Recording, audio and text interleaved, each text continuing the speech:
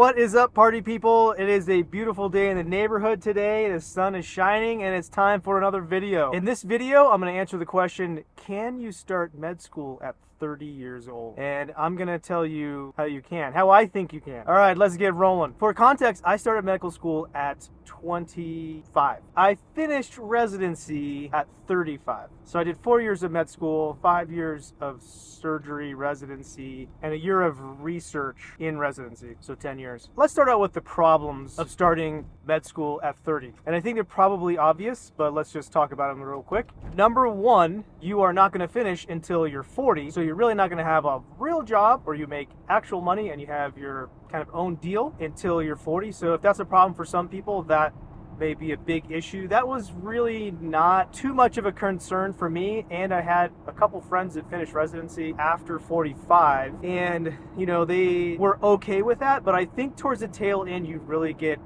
sort of burned out and you're thinking like, was this really worth it? Should I have done it? Personally, for me, it was great. Like I can't imagine me doing anything else, because in my mind, and what I think happened is it sort of elevated me to a different level. It made me become a different person, or a better person, because the time and effort I had to put into everything. And I think that maybe I could have got that somewhere else, but to me it was like sort of the hardest thing I could think of to do. It was the hardest thing. It was very hard. I think a lot of people understand that it's very hard, and that they also appreciate that you dedicated yourself and committed to something and finished it.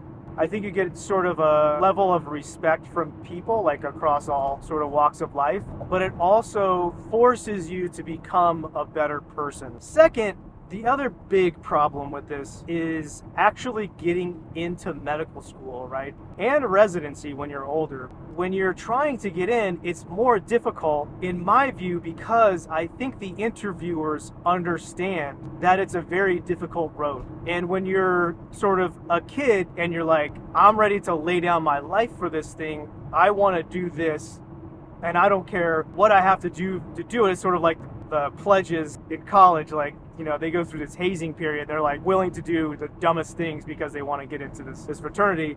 It's sort of like the same thing. When you're younger, you're sort of really committed and you're like, I don't care what I have to do. When you're a little older, you realize that maybe that's not a great idea. You start to have second thoughts about the ridiculous things you have to do, and the public humiliation that you go through, the sleep deprivation, and all these really rigorous, sometimes good and sometimes bad things. And that's a different topic in a different video. But when you're a little older, you start to realize, like, man, I don't know. I think this is a bunch of shit. Like, you guys are pulling my leg. I have to do this, right? So when you're younger, you have that commitment, and unfortunately the committees that are interviewing you know that. What they're looking for is that, are you fully committed? Because people drop out. Medical school director or that residency director, from their perspective, they want good students that are gonna finish the program, because that makes them look good and elevates their program so they can get better students. Like, it's all this sort of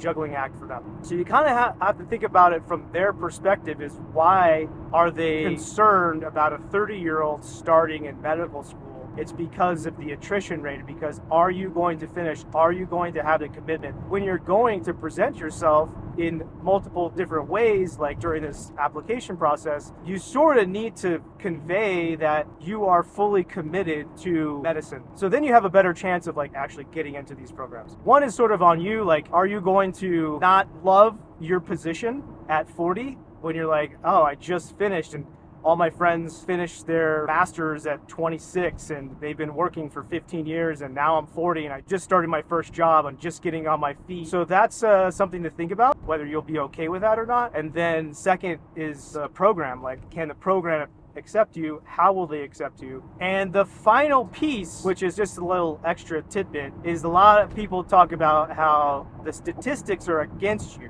That is true. The statistics are against you, but I never really was one to take a look at the statistics and say, well, yeah, doesn't look like I'm gonna make it. The statistics says so. I was always like, hey, I'm one of one. I'm an individual. I'm unique, and I'm going to figure out what is unique about myself and present that to those people so they can be like, man, look how unique this guy is or girl. and we need them in our program because of this unique attribute. So if you look kind of hard enough, there are plenty of stories similar to mine or even better, that people got into medical school or residency or got into some very difficult residency from a hard place, it was impossible to get into. I believe that it's because they found their uniqueness and presented their uniqueness, and those programs couldn't turn them down. I hope you guys enjoy that video. Thanks so much for watching. If you like the video, hey, like the video. Subscribe, share if you think it'll help somebody, and I'll see you in the next video. Thanks a lot.